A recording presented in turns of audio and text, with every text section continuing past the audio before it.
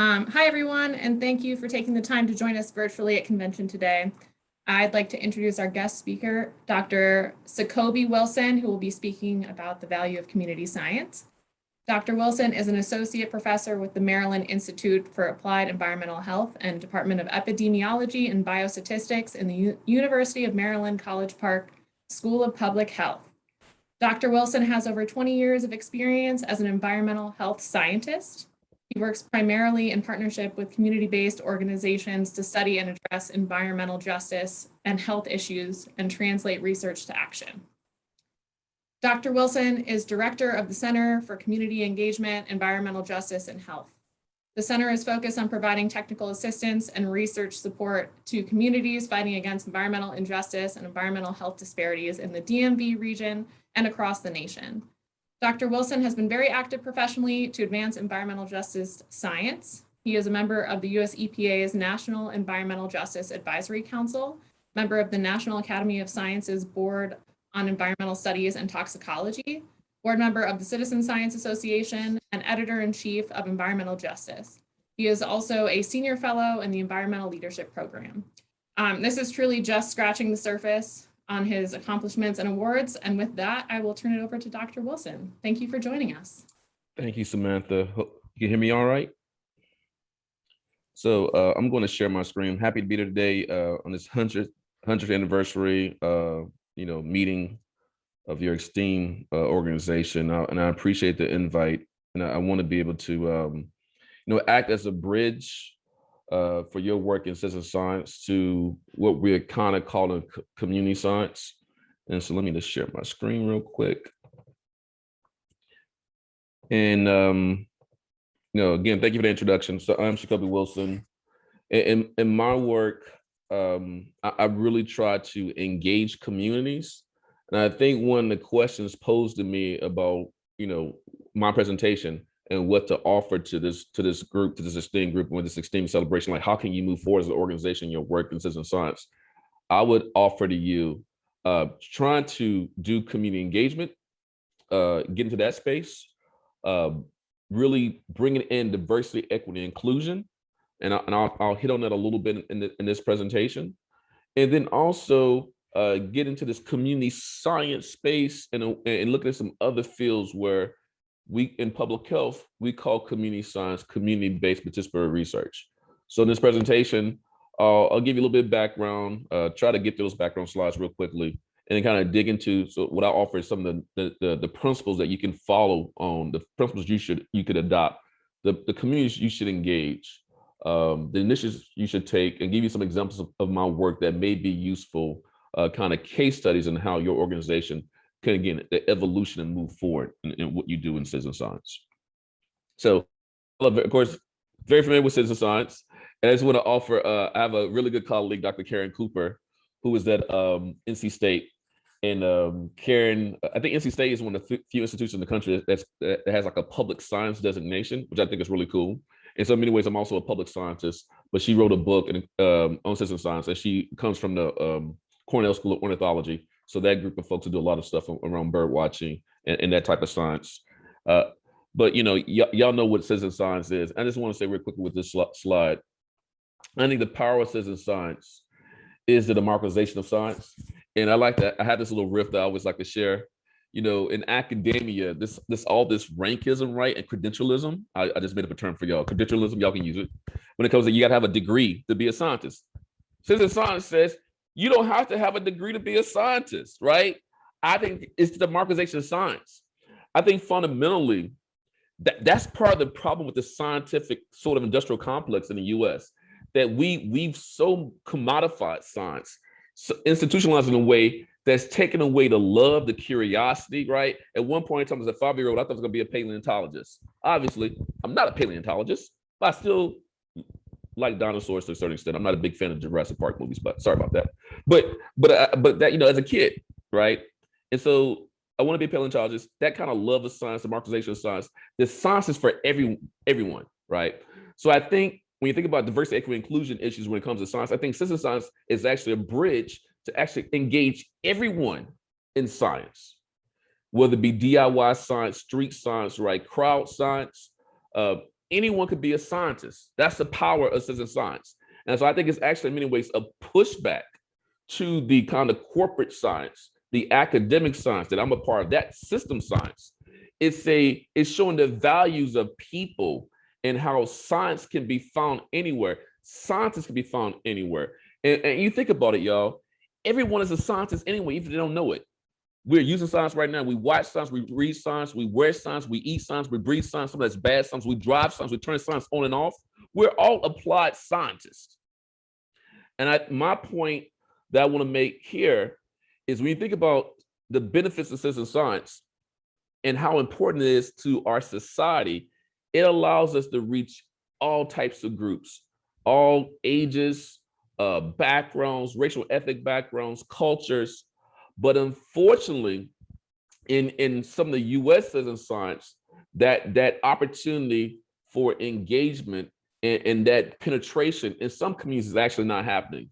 So part of my role as a board member of the Citizen Science Association, I'm really pushing for JEDI, Justice, Equity, Diversity, Inclusion, and really making sure that volunteer citizen science is really more engaging. And y'all know some of the studies that shown that a lot of volunteer citizen science is actually not very diverse. And that's an opportunity for growth. It is not as equitable. That's an opportunity for growth. It's not as inclusive. That's an opportunity for growth. And part of this presentation today, I will share with you, some of my thoughts about how you can, increase diversity, increase inclusivity, increase equity, and then how a justice focus, right? Social justice, economic justice, public health justice can create opportunities for you to bridge to other communities. So of course, again, as I said, a lot of traditional citizen science has been in the conservation space, in the ecology space.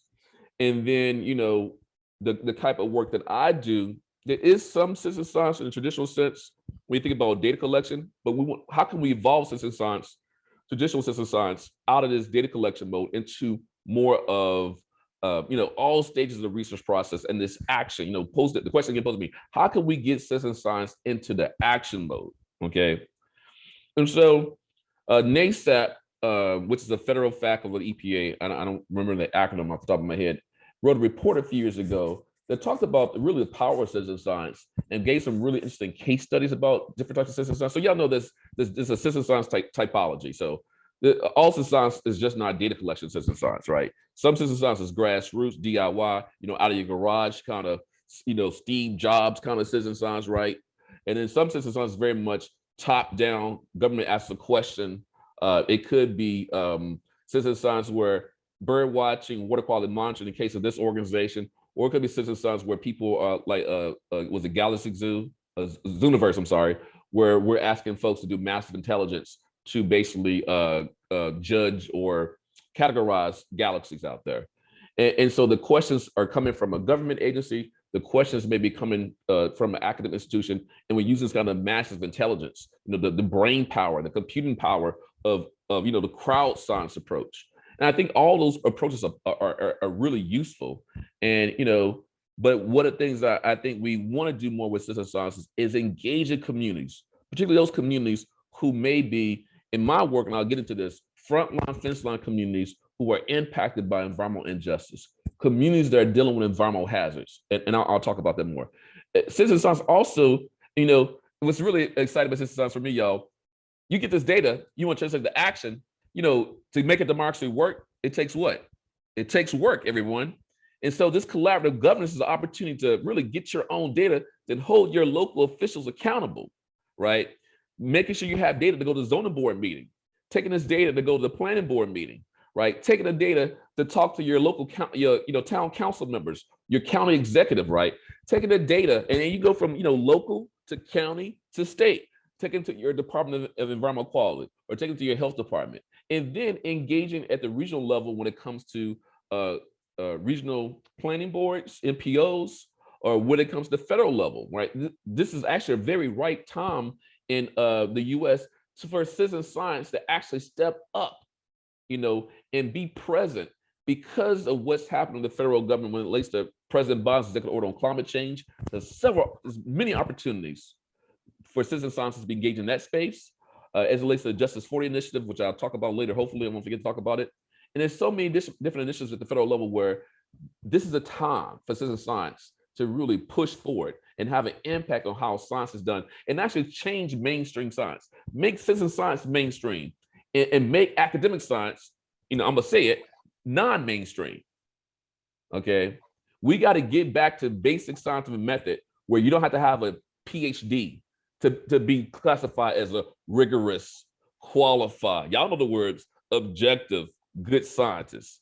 You probably gotten that. Oh, you're just a regular citizen. First of all of us are citizens. All of us belong in the community.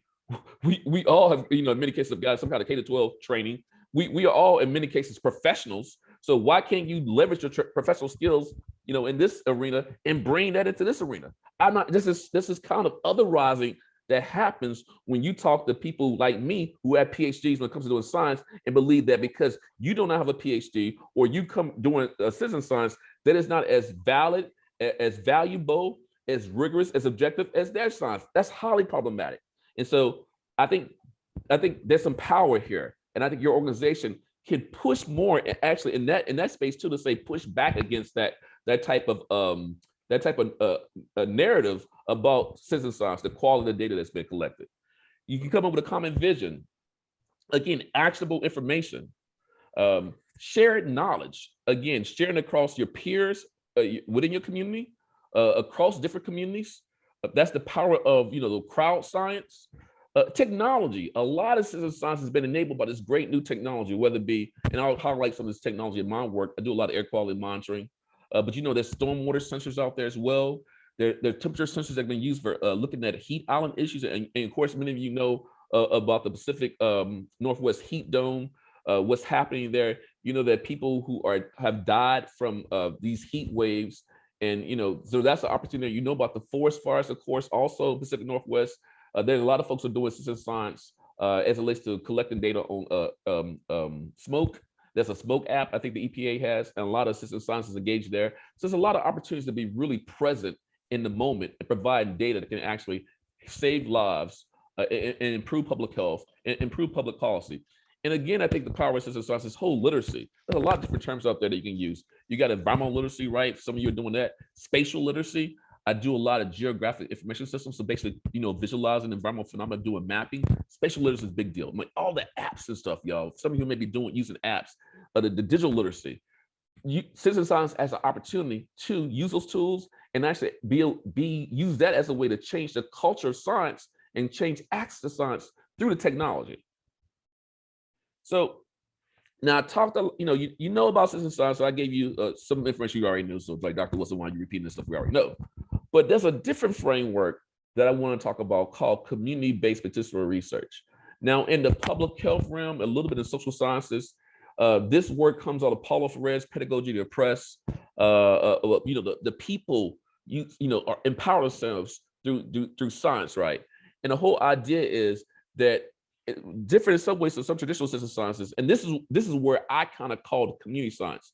And for those of you who may not know, I was a co-author on a recent paper in Science, where there's this whole debate of changing citizen science to community science, and the conundrum of doing that, because there's some divergence between sort of class traditional citizen science, and there's community citizen science versus what I call community science, which tends to be more grassroots research driven by community-based organizations to collect data to solve a particular public health problem.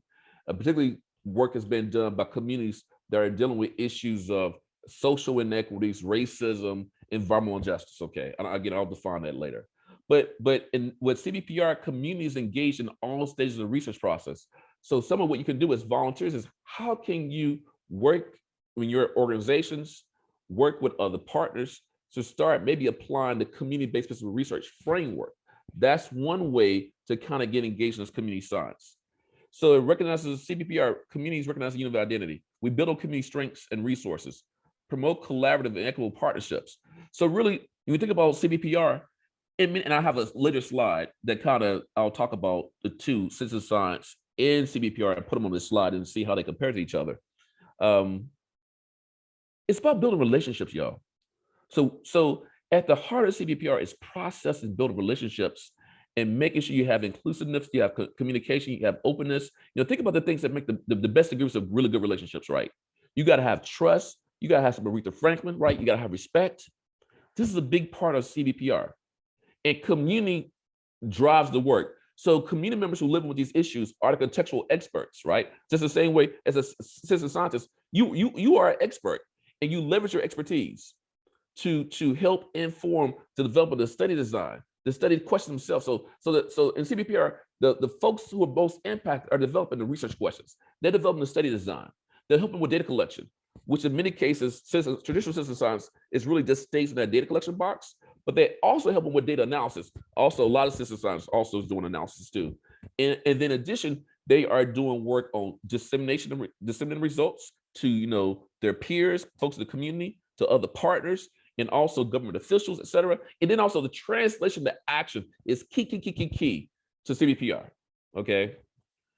And so you're building these authentic partnerships. So again, how can citizen science move forward? Focus on building these authentic, meaningful, impactful partnerships. So focus on quality processes, but also meaningful outcomes, right?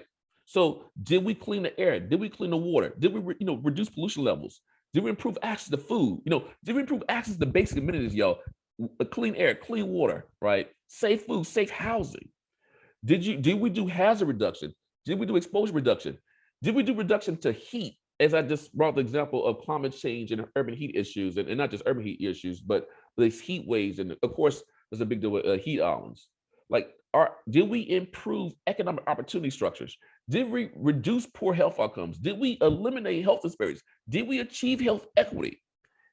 Outcomes, y'all, not just collecting data. This was CBPR, but in partnerships, but solving problems. So it's action-oriented work.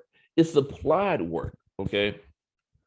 So you have this transformation. You got this individual transformation, right? Your consciousness about these issues. Like, man, I didn't really see that issue as being important. But now that I've been, my critical literacy has been improved. Now I turn my windshield wipers on. I see the issue differently. My lens has changed. So I'm more connected to the issue, right? Institutional transformation, how your organization's been changed, right? How are we changing policies and systems? And community transformation. One thing about CBPR we talk a lot about is capacity building. A lot of communities are working, they don't have a lot of capacity to do science. They don't have a lot of infrastructure. Remember, they don't have a lot of resources. And so they don't have a lot of staffing. There's a lot of voluntary organizations that are reacting to a problem, reacting to a landfill being built, or a highway being built, or a new chicken farm being put in, another 20 barns been put in, right? Or reacting to a biogas plant being put in, which is an issue now in North Carolina, and also in Delaware and other states with industrial animal agriculture, or reacting to a petrochemical operation. Think about, if you don't know about Cancer Alley, look up Cancer Alley, that petrochemical corridor between Baton Rouge and New Orleans. Or look up the Houston Ship Channel, the largest, one of the largest petrochemical corridors in the country. How can citizen science be used in those contexts, okay? Transformation of science and knowledge. I think citizen science is important to help transform the culture of science, as I was saying earlier. This is thing, y'all, in academia, again, rankism, credentialism, that happens. Like, if you're don't have a degree, I'm broad brushing, y'all.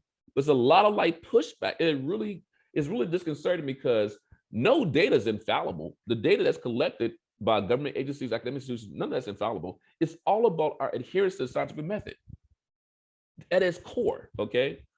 And then political transformation. A big part of my work, and I think an opportunity for those of you in this field, and those of you in this organization, and again, this is your 100th anniversary, how can you move forward in pushing for social justice? You see what's happening in the country. There are a lot of things that are happening that citizen scientists could play a role in pushing. And then on the education side, let me not forget this, the STEM opportunities, or the STEAM, I want to forget the arts. Opportunities to engage the youth in citizen science. I think that's another really great space for this organization to be in. So in my work in environmental justice, I think about the two hands of engagement, and these engagement bridges: issues, impacts, opportunities, benefits, and partnerships. So think about the work that you're doing. What are the issues? What are the impacts from the issues? So, you have discharge from NPDES permanent facility that's discharging illegally into a waterway, or a facility that should have an NPDES permit that doesn't have a permit, but it's discharging illegally, or there's a major rain event, and because of climate change now, there's more episodic rain, it's more flooding, right? And these facilities have been flooded out more, and you have these discharges. There's no permitting, there's no monitoring, and then the interesting thing is, and there's some accountability issues that they talk about. A lot of citizen science that we're doing because the government is not doing its job. I apologize for those of you who may work with a government agency, but you know what I'm talking about. So you are permitting facilities in some cases, or you're not permitting facilities to pollute, but the monitoring footprint is not reflective of the industrial footprint. So then as a citizen scientist, I got to do the job of the government entity who permitted the facility, but they're not monitoring their impact on my water quality. That, folks, makes no sense. That whole process actually makes no sense, y'all. So we are, in many ways, when I say to make a democracy work, you got to put in work. This is, unfortunately, this is part of the work we got to do, but we got to make sure that as we do this work, that the government agencies that are not doing the monitoring, that they take our data, use the data, and not otherwise and marginalize us or the data because we don't have a degree, we're not at a government agency, or we're not following their QA/QC. Who says their QA/QC is the right QA/QC, right? Whose knowledge counts? Who says that the data is valid? Those are very important philosophical questions that have to be answered. And we have to push back against that frame and that narrative. And then for the work that y'all are doing around water quality, I think some of the core work that you do, some of you are probably doing beyond that, going to other conservation spaces. Connecting that to food, connect your work to food, faith, family, health, and jobs.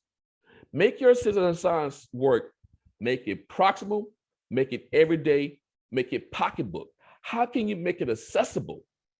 So making the information actionable is one part of what you have to do, but making it accessible, okay? That not just your peer group, to the folks outside your peer group who could be good partners.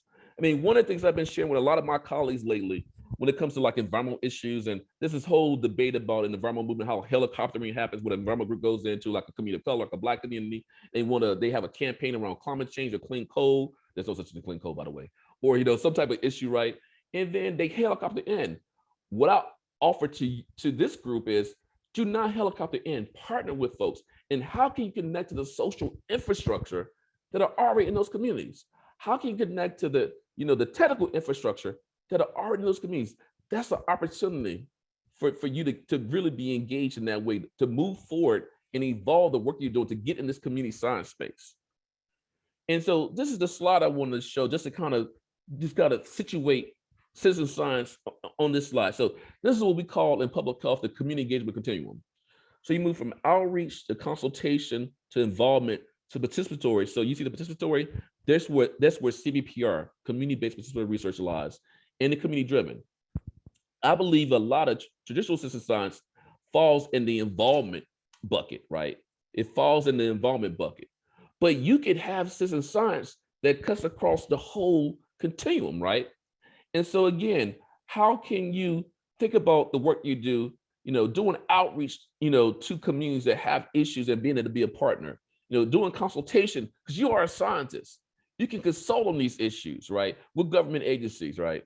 Doing involvement, expanding again, being more inclusive in the work that's happening, engaging youth, engaging those frontline things like communities, which I'll define again. And then, at the end, it's called community driven. Now, some of you may say, well, aren't we doing community driven science? I would say, there's some melding, there's some, hybridization that's going on between citizen science, community science. But I would say that, community driven research, there is some citizen science there. In some ways, it's probably some of the most authentic citizen science, where it comes from the grassroots, it comes from the ground up. And so to me, that is the gold standard for the research I would like to see.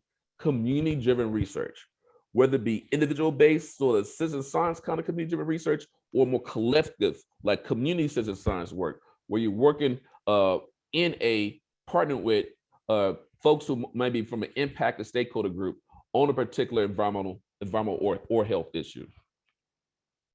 So I've been talking a little bit about the EJ movement, and this is another, not necessarily a space for you to jump into. Let me just be careful about how I frame this. If you want to, kind of move into seeing how your organization can be more engaged with front line fence on communities that have EJ issues, more engaged and diversify your organization, diversify the work you do, diversify the topics you focus on. I think one thing to think about is the environmental justice movement is an opportunity for you, but not to jump in and say, okay, we know we have all the answers. No, to go in and listen, go in and partner, right? Again, remember I said before, build relationships, build trust, build bridges. Remember I said the bridges, right? Engage in bridges, issues, impacts, opportunities, benefits, and partnerships, food, faith, family, health, and jobs, okay? And so I want to kind of get into this because to me, this is a natural kind of space for citizen science to lend a hand, to be more engaged, and for your organization to be more engaged in this space. So you may not be familiar with the environmental justice movement. The movement is really a social movement. That's kind of the merger or the combination of the environmental movement and civil rights movement. I like to call Dr. King the grandfather of the environmental justice movement. It's a movement that's really fighting against the disproportionate burden of environmental hazards and locally wanted land uses. So LULUs, I mentioned some before, landfills, petrochemical facilities, right, refineries, pipelines, compressor stations, hog farms, chicken farms, highways, concrete plants, paper mills, pollution-intensive activities, right? Okay.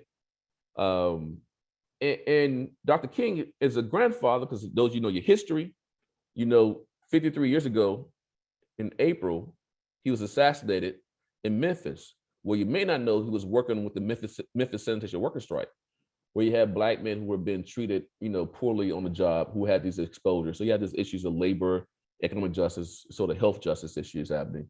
And they were being dehumanized, and they were carrying around signs that said, "I am a man, recognize my humanity." So there's some parallels to this movement, this phase of the movement, and what's happening in the U.S. today. And I would be remiss in not talking about, some of the issues that people who look like me, as a Black man from Mississippi, and my experiences in this country dealing with racism. There's some of that still happening, and so the environmental justice movement is really a movement to fight against that. And it's a movement that's of the people, for the people, by the people. It's a movement that's fighting for environmental equality and talking about where we live, where we work, where we play, where we pray, where we learn, right? The environment is local, it's proximal, as I said earlier, it's pocketbook, it's every day, okay? And so, some of the EJ movement, you look at Dr. Bullitt's work, who's called the father of the environmental justice movement by some, we're looking at landfill issues in Houston, Texas, and then also the work of folks who are fighting against this PCB landfill, polychlorinated biphenyl landfill. For any of you who drive down 85 from Virginia, into North Carolina, and you cross the border, the first county you get into is actually Warren County. There used to be a big tree that covered the sign, but now because they did highway expansion, the tree branch is gone. But Warren County, this is where the EJ movement got its national attention in 1982, where people laid across the road to stop trucks that had contaminated dirt with PCBs from coming into the town. But unfortunately, that was built. And the thing is about environmental justice, and this environmental justice movement, this is an example of environmental racism. They didn't even follow their protocols for citing this landfill. It's put in Warren County, primarily Black county, put in after North Carolina, primarily Black, poor folks on well water. Why would you put an unlined landfill near people who are on well water? But we have a history of that in this country. And again, that's what we call environmental racism. Now, another thing for you to think about is, how can you, again, look at environmental justice as a framework that may be useful for your work in your organization. There's these 17 principles of environmental justice. The 17 principles were codified, were written, were agreed upon at the first People of Color Summit in 1991. So this is actually the 30th anniversary of the summit. And these principles are really important because they really get at the heart of what the environmental justice movement is about. But some of you who don't know the principle might be surprised. Environmental justice movement is just about people and public health and social justice and hazards. No, it's more than that. So the first principle affirms the sacredness of Mother Earth. Y'all know this. Ecological unity, interdependence of all species, not just talking about people, but also talking about biodiversity too. But people and biodiversity are both respected. We want to support both, not one over the other. Public policy discussions, ethical, balanced, and responsible use of land, renewable resources, y'all. Look at principle 4, nuclear testing, extraction, think about fracking, toxic hazardous waste, poison. It's there. Principle 5 affirms the fundamental right to political, economic, cultural, and environmental self-determination. People speak with their own voice. Think about Native American brothers and sisters, right? I mean, you have these principles. Look at principle 12, urban rural ecological policy to clean up and rebuild our cities in balance with nature. So it has conservation, it has ecology, but it also has human rights. It has self-determination. It has public health, right? So these principles are something that y'all can learn about and think about, how can we live, bring these principles into our work? How can we live and breathe these principles? Who should we learn from? Again, if you come into this new space, you want to learn from people already in the space and just listen. And again, build those relationships. So when I think about environmental justice, we have this traditional frame of being overburdened by hazards and Lulus, like I said. Same communities that are overburdened by hazards and Lulus also have a high concentration of psychosocial stressors. So maybe dealing with poverty, maybe dealing with violence, etc. And then these same communities, which is important for this group, they may have a lack of access to health promoting infrastructure. There's a guy named Antonovsky in the 60s, I believe, came with a term called salutogenesis. And it talks about how you promote health, well-being, wellness, and quality of life across all dimensions of the environment. So built, natural, economic, political, right, social, and spiritual. And the reason why I like to talk about salutogenesis is, I think in citizen science, it really connects well with this. How do you do work to show the positive aspects of our communities, right? And build upon that. One thing I want to say about my work as a scientist, I try to do science that's less about extraction and more about action, right? We need more science that's about what's right with you and not what's wrong with you. I think citizen science does that. I think it kind of goes to that spirit of doing science that you have the curiosity and love, right? But also doing work that can improve people's lives, that can improve the environment. So I think that, so if you don't know about salutogenesis, I mean, the salutogenic framework to me is an opportunity to say, how can we build healthier community ecosystems and take into account both our biotic and abiotic components, right? And so that's an opportunity for y'all to be in that space as well. And just I'm gonna give you some examples of my work. I'm gonna hit some more water related ones, and also some air quality related ones, just so you can think about, okay, how can you get more into this action, right? And then and I'll talk about integrate a little bit of the issue of the climate change too, like how can you be in this climate change space? One thing about climate change, I want to go back to one of my earlier points about science. How do we connect people to science? I think part of the reason there's been so much sort of erosion and trust in science because the lack of diversity, equity, inclusion in science. Again, your organization has an opportunity to be in that space to help be part of the change to make that happen. But also, when you think about science, it is really how we have to expand access to science. And as we expand access to science, we bring more people in. And I think more people have more confidence in science. So you won't have the erosion, right? And so I think, the environmental justice movement gives an example of why that's important, because you're connected to issues that matter to folks.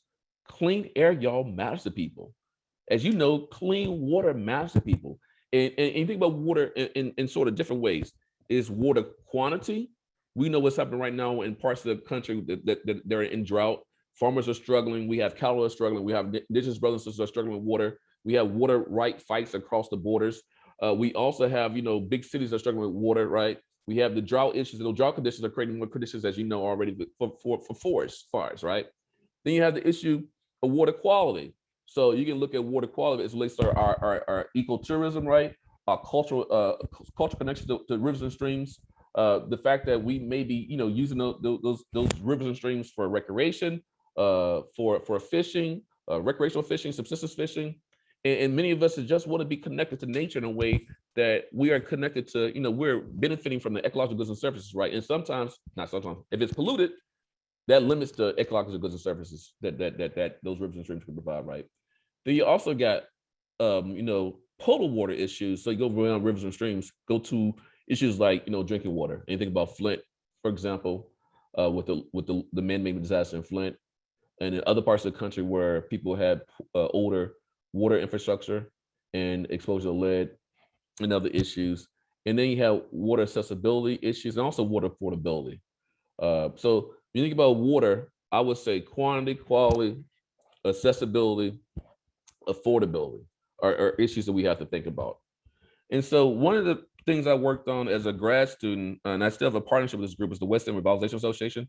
They're a group based in Mebane, North Carolina. Those Chapel Hill, that's where with the grad school. It's Western Chapel Hill.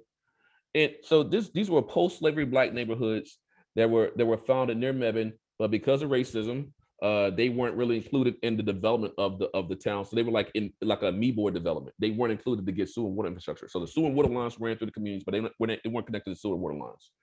And so these communities are also, because they weren't not part of the city limits, they were in what we call the extraterritorial jurisdiction, the ETJ.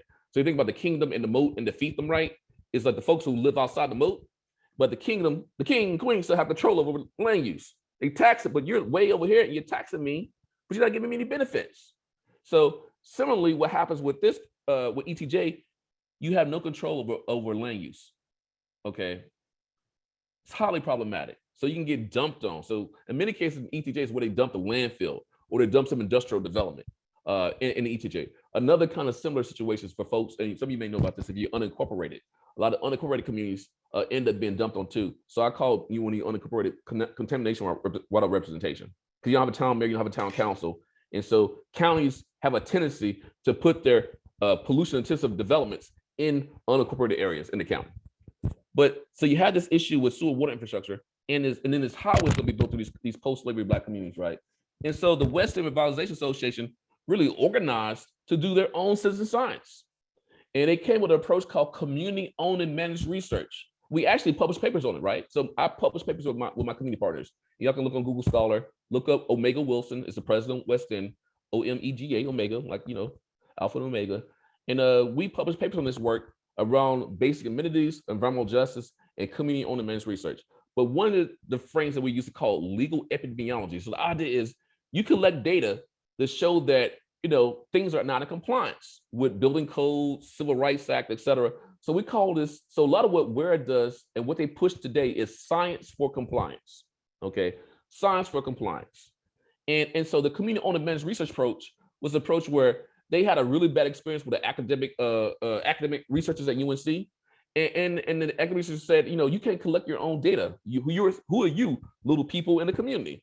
And so really this community-owned and managed research came out of that negative experience, and they came with their own research framework, which is many ways grounded in like the ideas of citizen science, okay?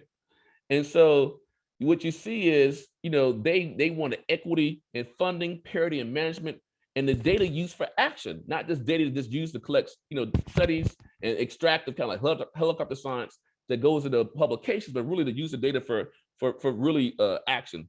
So they use the data to block a highway, using the data to stop a landfill. That's the kind of thing that Comer allows them to leverage the data for action, okay? And so we train residents to collect their own water samples from their, drinking water samples from local wells, rivers, and streams. Also do their own septic system surveys. They found a high rate of septic system failure. You may have seen the news recently. I think it's a community where it has a high rate of septic system failure, and that fecal waste is contaminated in well water, and also that waste can run off in contaminated rivers and streams, and reservoirs that may be used for drinking water for the larger population. So we found high levels of fecal coliforms and E. coli, and this work was really important in helping the community educate itself about exposures, and so that's an important piece. And also again, use the data for action. And so this data was really helpful in helping them to delay the bypass. Now, the bypass did get built, but they were able to fight it for a while, okay? And they're able to move it so they didn't destroy all the historic Black neighborhoods. They also got the first time sewer water infrastructure, everyone. So these communities are what we call pre-New Deal communities. If you know what I'm saying, the New Deal, the roads had never been paved. They hadn't gotten sewer and water lines, in some of the neighborhoods. Even though in some cases, some parts of the neighborhoods, the sewer water lines ran right through the community. And so they got connected for the first time installation of sewer water infrastructure. So this is what I call basic amenities, sewer and water. If you don't have access to basic amenities, you really can't have a healthy neighborhood, going back to that cellulose genesis framing I used earlier. I've done some work in Curtis Bay. This is a quick example where they were trying to build a new incinerator in this industrial area of Curtis Bay. Some of you may be familiar with the term goods movement. And get to this question of climate change. When you have a lot of goods movement, what is that? You have cargo ships that come to the country that bring goods in. Those goods are moving the rail on onto trucks, big trucks, big trucks. And those trucks take those goods to warehouses. So you have what coastal ports, you have river ports, and then warehouses in many cases are called dry ports. And so there's a lot of pollution associated with these activities, of course, also airports.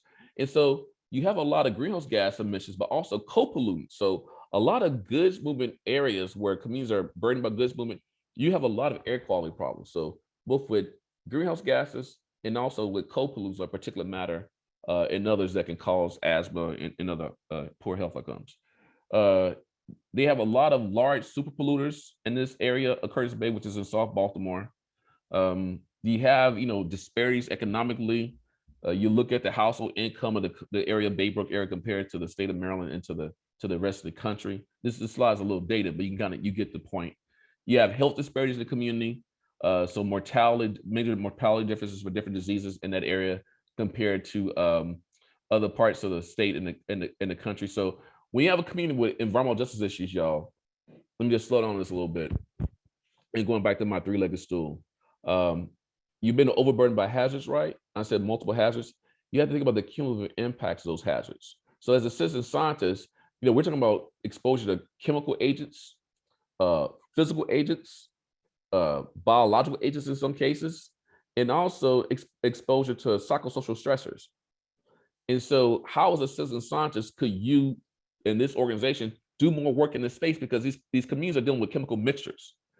So you think about from a multimedia approach, of course, a lot of the work you do is on water quality, but what goes up must come down. So you have dry deposition and also wet deposition, right? And so a lot of contaminants that are being released from stationary sources, landfills, power plants, et cetera, and mobile sources. Remember, a lot of these communities are hosting goods movement and also what we call traffic-related air pollution. That stuff either, think about things run off into our rivers and streams. So you have silt, you have sediment, you have metals from brake dust, you have pesticides in urban communities, on urban lawns, right? They can run off in rivers and streams. And of course, multimedia, a lot of the combustion byproducts that are released from combustion of fossil fuels at the stationary sources, and also mobile sources like commuting vehicles, trucks and cars, and also big trucks, that deposition that also gets into our rivers and streams. So there's an opportunity for this organization to also think about the work that you do. You focus a lot on water quality, but how can you take more of a multimedia approach to the citizen science that you do too? And so at one point in time, this zip code was one of the most toxic zip codes in the country using the toxic release inventory. And so just to real quickly on this, just want to highlight Destiny Warford was a high school student who helped organize community, stop this other incinerator from being put in the community. They already have an incinerator called the Bresco incinerator. They also have a medical waste incinerator. This incinerator called Energy Answers would have been the largest trash to energy incinerator in the country. And I just want to highlight that they were able to stop the incinerator, and she won the Goldman Award for 2016 for North America. It's like the Nobel Peace Prize. And so they basically use citizen science to collect data on the potential impacts, and they were to leverage that data for action. So high school. So think about the one person and the positive ripples they can have. And so that's what each can have as citizen scientists, is to be that ripple, right? We have a project right now, and I mentioned earlier, looking at apps and tools. We have a project funded by AARP to develop an app called My Block Counts. We can get very granular data on environmental quality at the block level. And so these are types of tools that y'all can be using too. So we get data on your infrastructure, we get data on parks and green space, we can collect data on sidewalks and crosswalks. So very granular data that we're working on right now, a mapping function to map the data, and then think about how this type of data could be added to your water quality data, right? I have another colleague, his name is Dr. Marcus Hendricks. He's on a collaborate with me. He has a tool called Patty. And Patty is a tool that's probably more in line with your interests. It looks at flooding and infrastructure. Okay, so Patty, P-A-T-I, is a tool that could be useful to your group as well. And again, trying to get more data, but then again, data is more actionable, and data that can engage communities that they're dealing with flooding issues, stormwater issues, et cetera.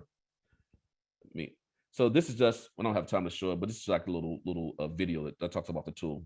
And here are the categories that we have in the tool. I do some work in disasters. Another project that's relevant to this group.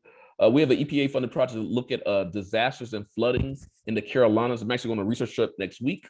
We're working with folks who are dealing with industrial animal operations in Duplin County. If you know about Duplin County, I think Duplin County is the largest producer of hogs in the country. Pigs, if you didn't get my accent, hogs, pigs in the country. And then also in North Charleston, South Carolina. And so the idea is we have these things called NATEC disasters, natural technological disasters.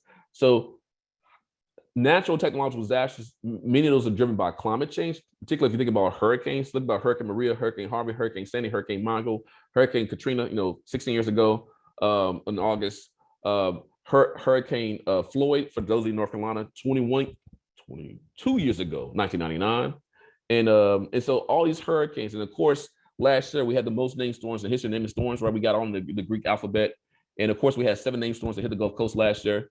So you have a role, particularly those who may be in the Gulf Coast, you should be engaging in doing citizen science around looking at the impacts on hurricanes when it comes to flooding. Not just flooding, but even with climate change when it comes to, because we have changes in our moisture content, changes in the Gulf Coast patterns as it relates to a hydrologic cycle, and hydrologic cycle in general has changed. We're getting more episodic rain events, right? And so we're getting these flash floods. Y'all see the flash floods. So that's an opportunity for citizen scientists to be, not to be out there and put yourself in danger. Let me correct the way I was gonna say it, but having these sort of response teams that can collect data on E. coli, fecal coliforms, cryptosporidium, right, oocysts, right, Giardia, Campylobacter, other Vivio vinificus, right, collect baseline data before the rain event and collect data after the rain event, because I want y'all to be safe. But that's an opportunity to say, hey, we see a major issue with microbial and viral contaminants before and after these rain events, and actually have some policies around combined sewer overflows, impervious surfaces, to modify again the built environment, so we do some mitigation to reduce the impact of stormwater and reduce exposures to the contaminants associated with the stormwater, which again is linked back to climate change. So what we're doing in this project is doing something similar to engage communities, come up with disaster readiness toolkits for folks who may be in areas that are prone to flooding and will be more flooding due to climate change, but also they have vulnerable populations who are already at risk from some type of health event or health issues because of the environmental injustices that they're experiencing, right? So we're doing this this project is in the second year, so we're doing a lot of outreach, and we're gonna be going down in next week to do some in-person work. And I know it's during the pandemic, but just trying to get the project up and running so we do some data collection. And we'll be doing what we call PPGIS. So if you don't know about PPGIS, it's Public Participatory Geographic Information Systems.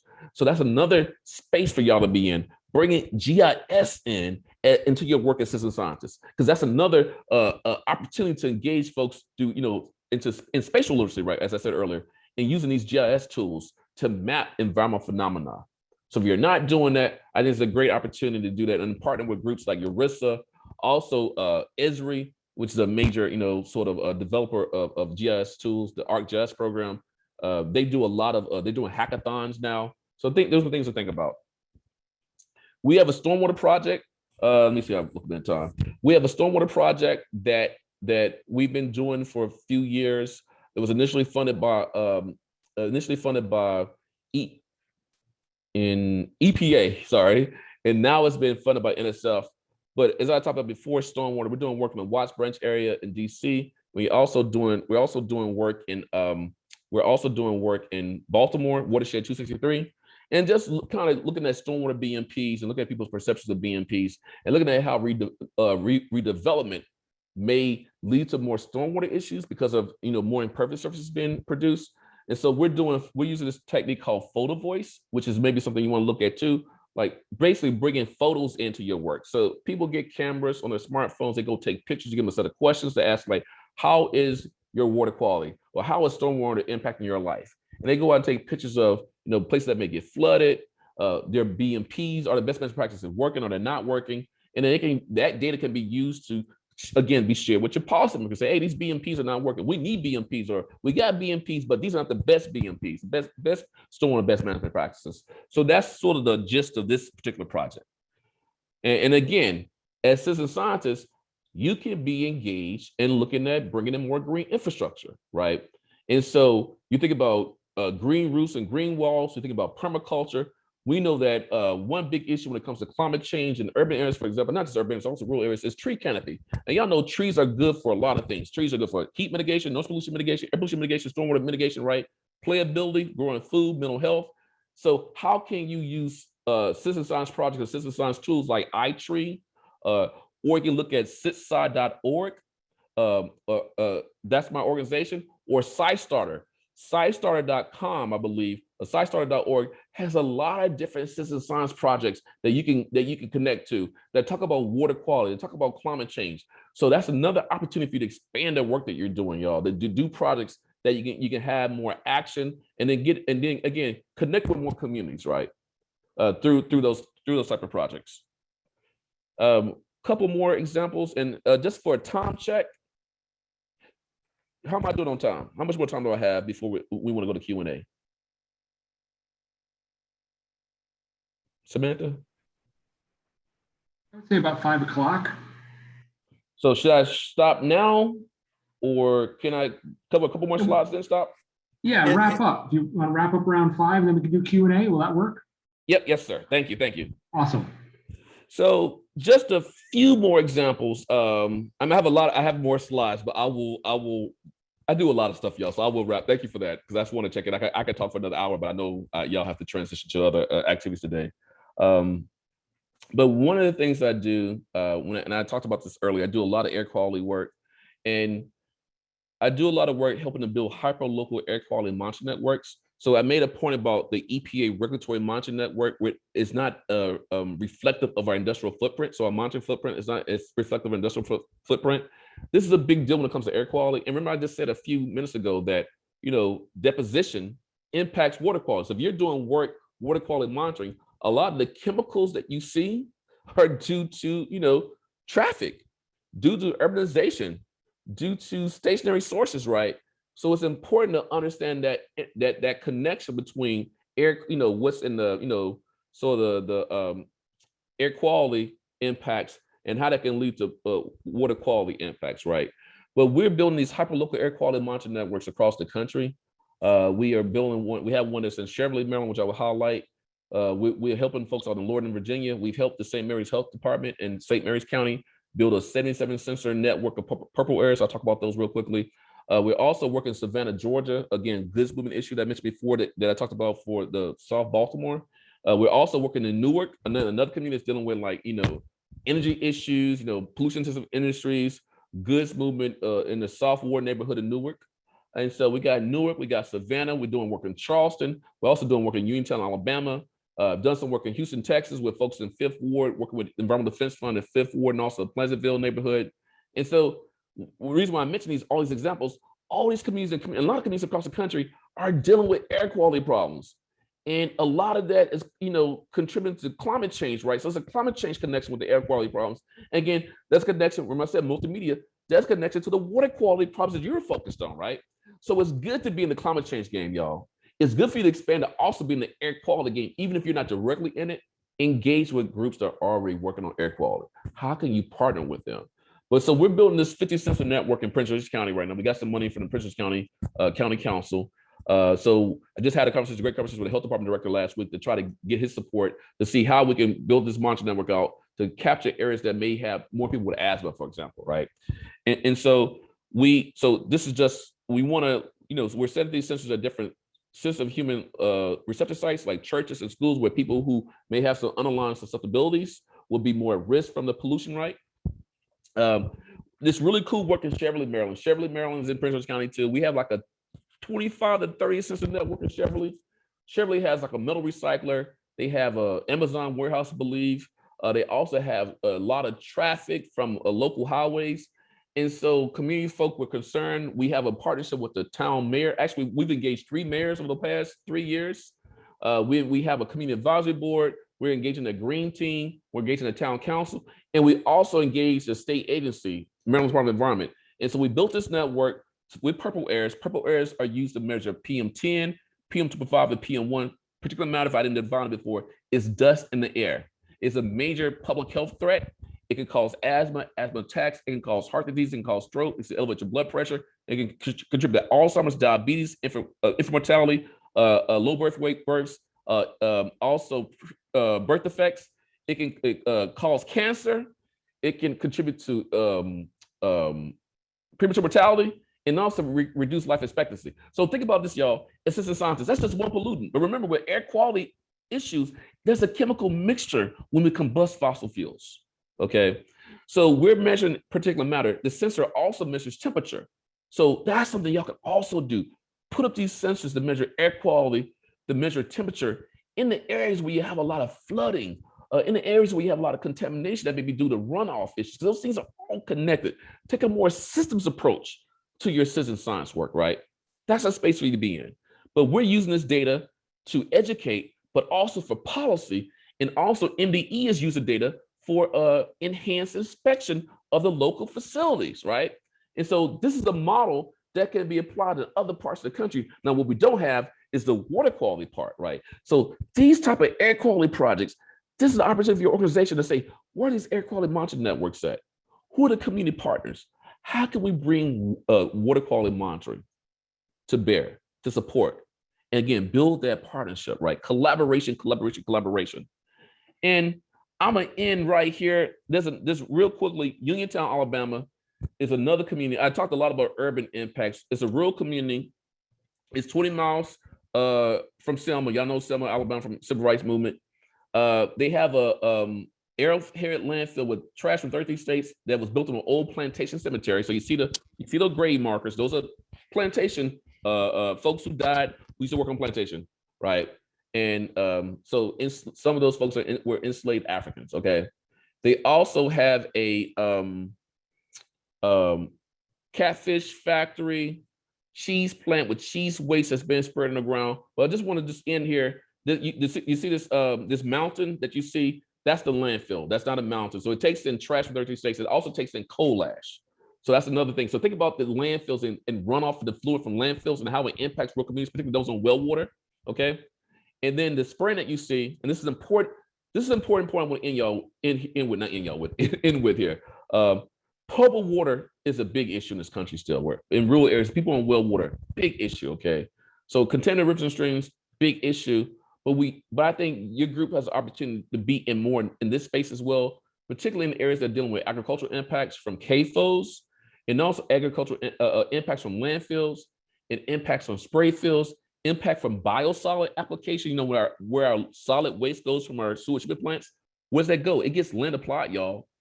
So just a space to think about. A lot of times those things are put in place where people don't have power, they don't have voice, unincorporated areas, poor areas. And so just to end here, when you flush your toilet, your waste goes to a sewage treatment plant. When they flush their toilet, their waste goes to a containment pond. So that spraying that you see is not the cheese plant liquid waste, the effluent. That's human waste being sprayed. Okay.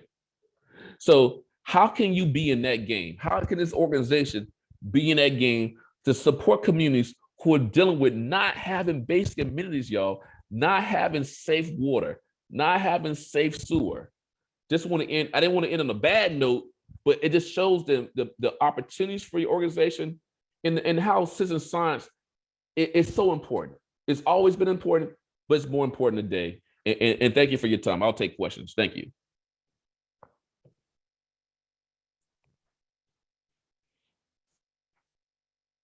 Thank you, Dr. Wilson.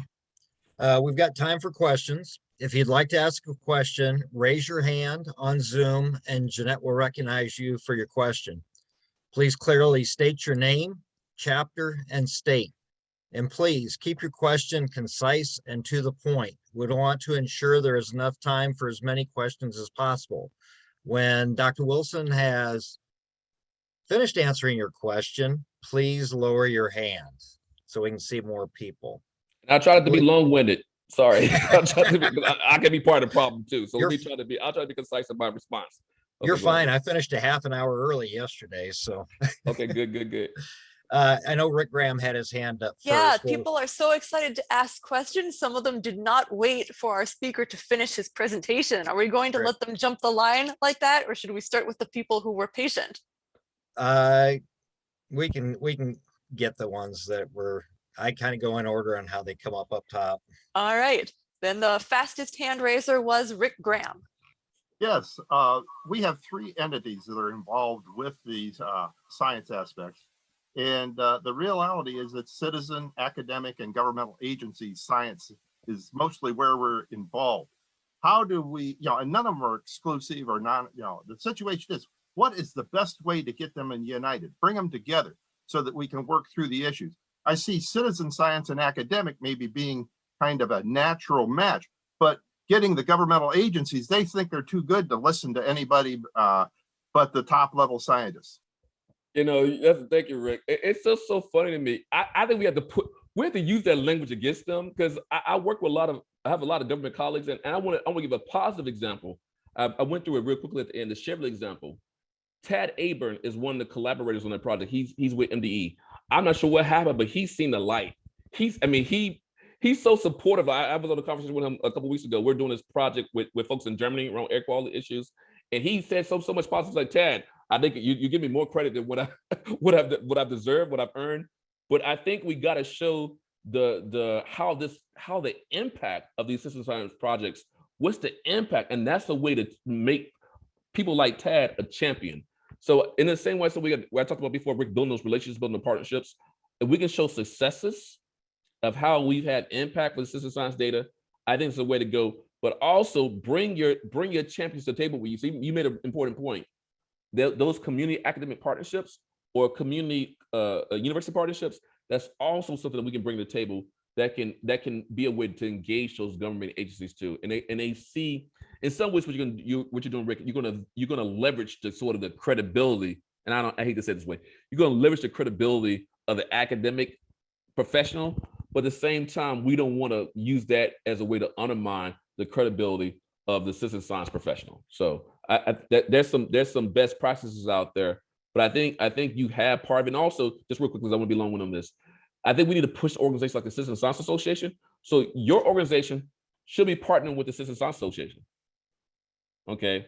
Also, the National Academy of Sciences has been doing some work in this space too. So the academies is very respected, right? So let's also get the academies to be a champion for this work too. Sounds good. Next up, we have Mike Stout. Thank you, Mr. Wilson. My name is Mike Stout. I'm from the Allegheny County, Pennsylvania chapter of the Isaac Walton League. And I want to tell you on behalf of our 100 members, you are a breath of fresh air. And for me, this has been the highlight of all my conventions. And I want to ask you a question. Our chapter, we engage in multi-layered coalition building with other organizations in this area. And we're fighting the fight just like you described that Martin Luther King fought. And I want to ask you something, because this is really bothering me. When I looked at the weather, which I study the world very closely, and I looked at the weather over the last 4 or 5 days, you had massive flooding, entire towns destroyed in Europe, entire towns destroyed in China. You had our entire western part of the United States literally is on fire. The drought is twice what it was last year. You have temperatures up in British Columbia reaching 116 degrees. You have temperature in Death Valley reached 2 days ago 134 degrees, which is the highest recorded temperature ever on this planet.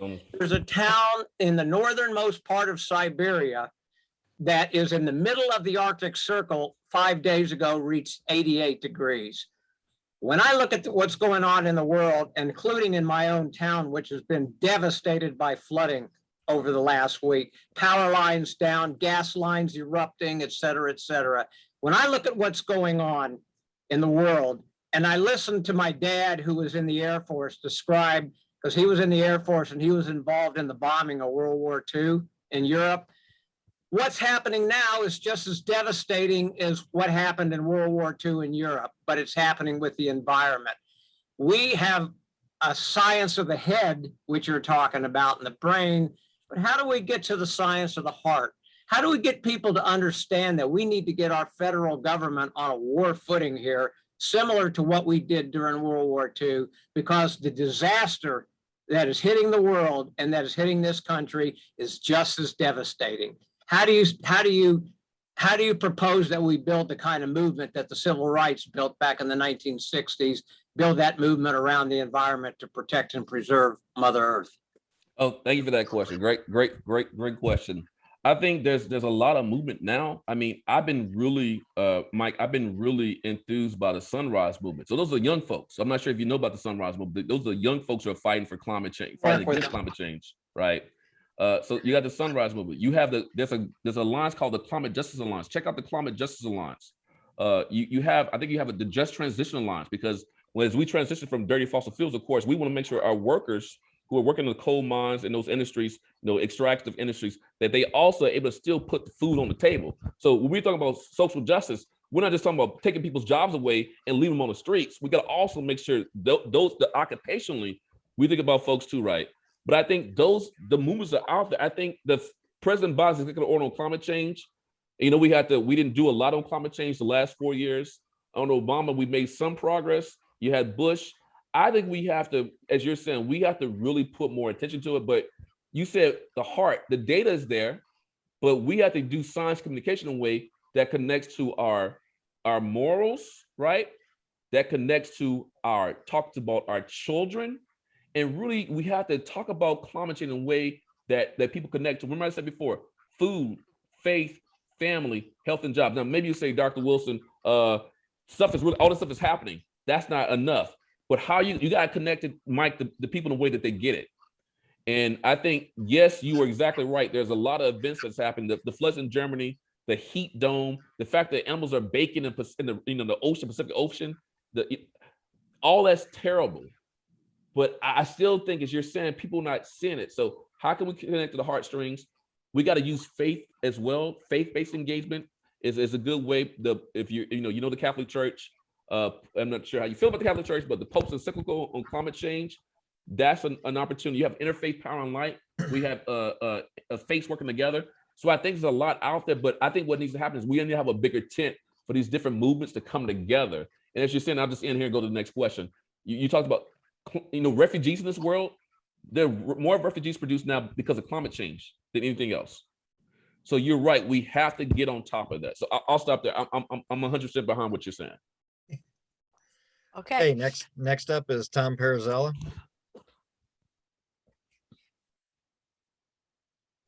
First of all, thank you very much, Dr. Wilson, for a great presentation. I have a question, though. We talk a lot about data, and we talk about actions resulting from information created from that data. And if you look at what's going on right now with social media, there is so much data out there, some of which is good, some of which is totally useless. I used to work in a crime lab, and there was a process of voir dire before you got to be accepted as an expert. And then the data that you turned in information based on your analysis had some credibility. With citizen science, how do you get the good part of the citizen science to be evaluated and accepted more than all the craziness that's going on in social media with these crazy wacko theories? You're right. I think the president recently said misinformation, like that's a global misinformation complex, right? And part of it, I did talk about the good things about technology. I did not, and thank you for highlighting the bad things about technology. Social media has some goods to it, but as you know, there's a lot of negatives with social media. And so I think what we have to do is we have to have some quality assurance, quality control parameters that we agree upon. So for example, I mentioned National Academy of Sciences. I'm not saying that the academies is the only group that can do this, but creating a protocol, a universal protocol for kind of data quality, data processing, you can do data checks, reliability, and that data gets graded at a certain grade. And I use this example with my colleagues when it comes to air quality. A different way to answer your question. There's a lot of pushback from the federal agencies, even though there's some penetration. When you think about the wildfires in the West Coast, they are using the purple areas now as part of the Air Now network. So we said, oh, that's citizen science data, that's not validated. No, that data is very useful, but we got some pushback about the quality of the data. So what I've said to folks is that we can come with a quality assurance, quality control protocol, and then data gets certain grades, right? So if it gets a grade of an A, B, C, and if it has an A grade, it gets used for certain purposes. It has a B grade, it gets used for certain purposes. It gets a C grade, et cetera. It gets an F grade, it's not used, right? It gets thrown out. So that's a way to address that. But I think you got to have an entity that's respected, like the National Academy of Sciences or the United States Data Services, USDS could be an entity or a conglomerate of groups who come together, create this protocol, and then all data gets pushed through, gets screened through that protocol. And what would be the mechanism to actually achieve that? So I think we would have to, and going back to your social media example, we would have to have the same kind of process be applied to things that are on social media, and then it'll go into, it's sort of be like the wizard and behind the curtain. This stuff will be automated, so we can use machine learning and big sort of machine learning approaches to do it. Now, machine learning could be problematic too. It may take some time for it to catch up, but I think a machine learning approach to applying a QA/QC screen to what's on social media will be a first place to start. But we have to get the federal government to work with technology companies to agree to that, some kind of compact, some kind of MOU, and then from MOU, have the appropriate scientific officials who can help with that screening process. Like I said, National Academy of Sciences or some other respected entity to start that process. So I think that's where we start. But I don't have a full solution to that, but I think that's kind of where I would push for it to go. Thank you. Yep, you're welcome. The next question. Yep. Keith The next Halper? question. Oh, Oh, are you going to go to messages? Well, let's get through the hand raising first. yeah, I turned off the chat so we don't have new written questions. Okay. Keith? Okay, thank you. Keith Halper, Indiana Division President. Dr. Wilson, thank you for your ability to be here. Within Indiana, specifically in Northwest Indiana, as you know, the city of Gary is in our neighborhood. Many of the chapters in the Northwest Indiana region have attempted and to some degree had success working within the Black community, especially environmental groups. But what we found working with these groups is that the cities themselves seem to be lacking with the understanding of the citizen science and the environmental movements within the community.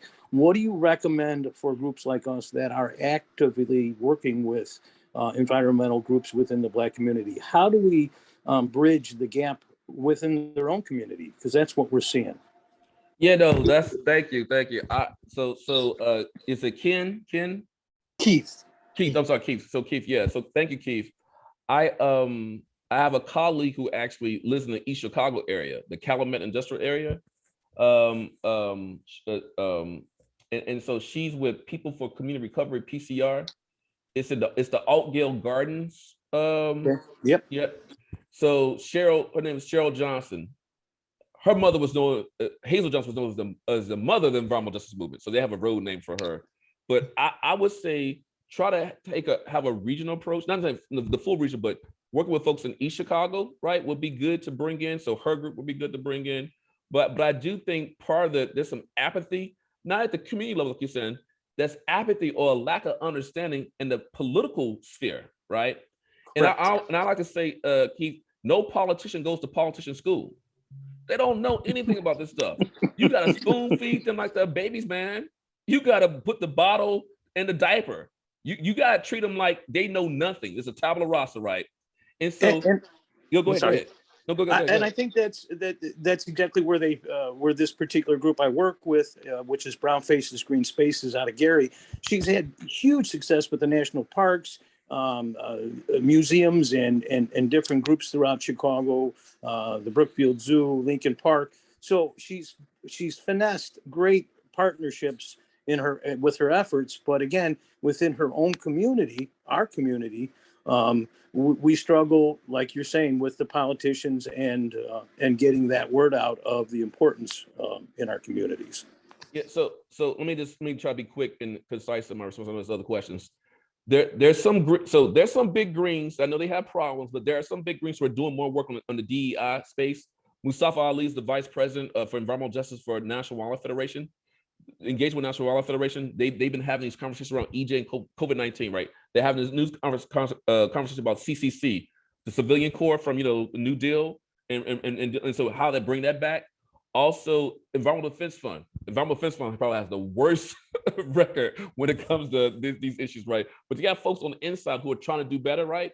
And then nationally, you got the National Black Environmental Justice Network. NBEJN could provide some support to them. You got, like I said, PCR. You also have the Common Justice Alliance. So there's other groups I think that could be engaged and leveraged to support. And also I would think you have the National Council of Mayors. I think the economic angle is an angle to speak their language economically. And so how can that work and translate to new economic infrastructure, right? How can it translate to revitalization dollars? So just leave with this, Keith. President Biden's executive order, and I keep talking about President Biden, executive order, part of it is that he has his Justice 40 initiative, and I think I mentioned it previously. And just to say this in a different way, we know there's going to be infrastructure dollars coming down every one of this phone call. We know infrastructure bill is going to be passed. How can she work with the mayor and the town council to say, we have to be prepared for these infrastructure dollars that can help clean up, revitalize, and bring economic opportunity to our community? That's an angle that would resonate with them. So how can they get prepared for the dollars that can come down? Got it. Thank you. Thank you very much. You're welcome. And Keith, shoot me an email because I can connect you to some folks. Just anyone who has questions, send me an email. That's what I was waiting to hear you say. Thank you, Dr. Wilson. I will be reaching out to you. Yes, sir. Thank you. Great. Next up, Paula Damon.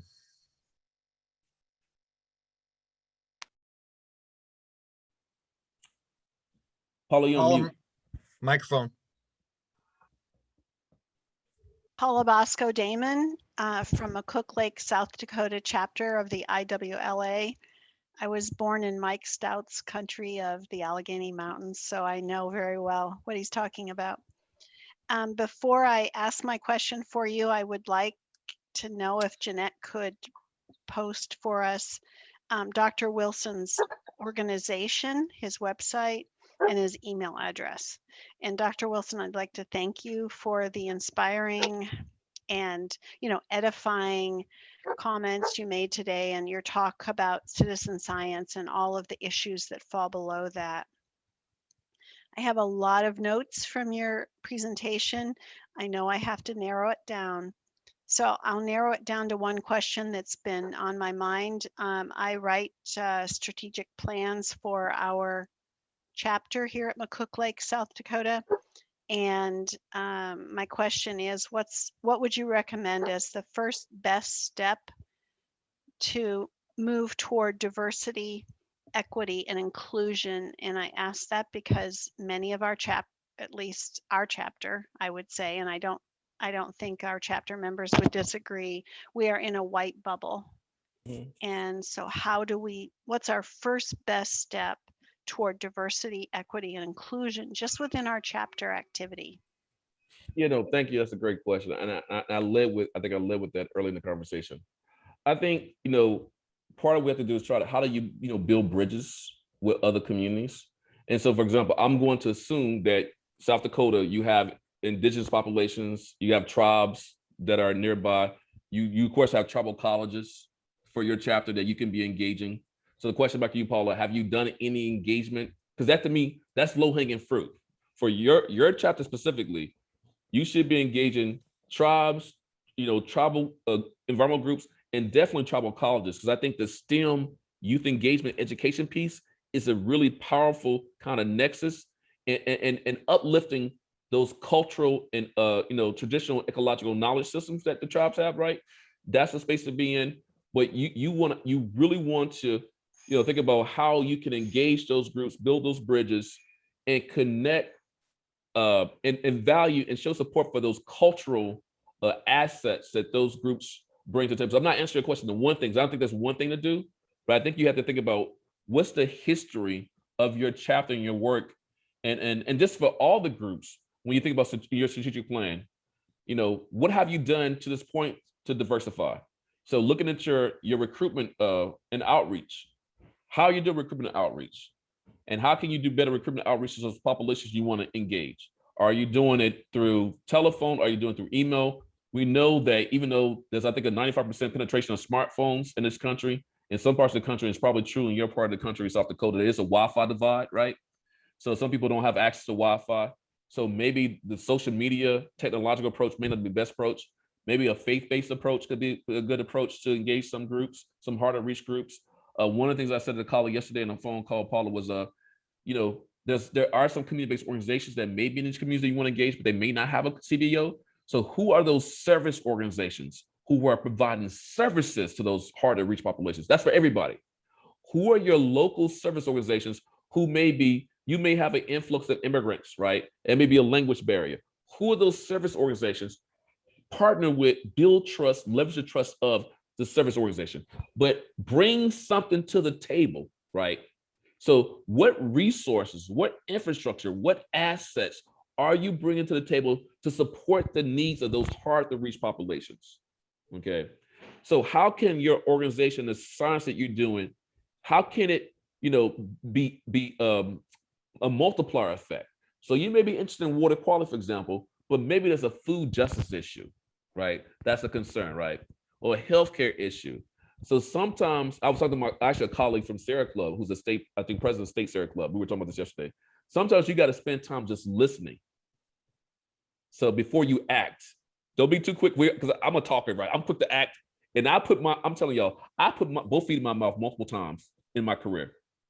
I worked in this Black community. I think the same thing's working in this Black community. Nope, it didn't work, right? So you just gotta be patient and listen, build those relationships too, Paul, as I said before. And I think listening is a big part of that. So do some not necessarily listening sessions, but go listen, and that can help inform your strategic plan. So hopefully that helps. Yes, it does. It does. And just getting youth out to our beautiful, complex, and getting youth involved with nature, just that in itself. But absolutely, we are very near tribal land. We are near tribal colleges. And so that's awesome. Thank you so much. Yeah. And then just to add to your point about youth, when you get the youth involved, you can get the parents too. So you get, so the youth are like also low hanging fruit too. Because you got the youth, you get them involved, connecting with nature. You bring the STEM part in. That's very, very important, right? And you get the parents involved. And that, because the kids, I mean, my 12-year-old, she's not even 12, she's 11. She's always schooling me and on environmental stuff. I'm supposed to do environmental sciences in the house, but she's more environmental sciences than I am. So, so I'll end there. Okay. Right. So I'll be in contact with Kelly and Scott. I hope we can develop an ongoing partnership with you and your organization, because this was like taking a mini day course in all that we need to know. So thank you so much. Yeah, you're welcome. I stuffed it in an hour. I loved it. It was great. Thank you. You're welcome. 7-course meal in an hour. Y'all have to. That was amazing. Yeah. Thank you. Okay. You're welcome. Now, so Dr. Wilson, we should probably wrap it up now.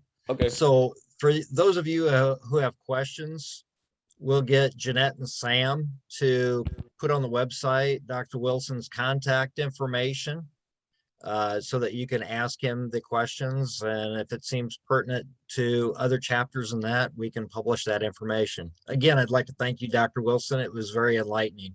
You're welcome. I'll put my website. I'll put my website in the chat. And also I know y'all got to go. We are having our 7th UMD Environmental Justice and Health Disparities Symposium, August 19th to 21st. You'll see the link on the website.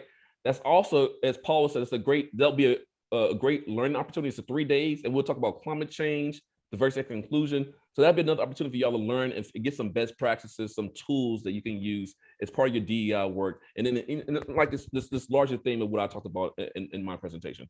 So please, if you can register for that, please do so. Sounds good. Thank you, Dr. Wilson. Thank you. Y'all take care. You too. Good night. Good night.